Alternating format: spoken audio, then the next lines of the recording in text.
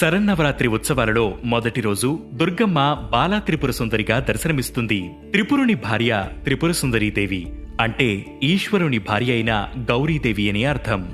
మనస్సు, బుద్ధి, చిత్తం, అహంకారం త్రిపుర సుందరీదేవి ఆధీనంలో ఉంటాయి. అభయహస్త ముద్రతో అక్షమాల ధరించిన ఈమెను ఆరాధిస్తే మనోవికారాలు తొలగిపోయి సంతోషం కలుగుతుంది. బాలా త్రిపుర సుందరి గై కొను మహారతి, గానలోల జాలమెల దారి చూపుమా, గానలోల జాలమెల దారి చూపుమా. త్రిపుర సుందరీదేవి శ్రీచక్రంలోని త్రిపురాత్రయంలో మొదటి దేవత.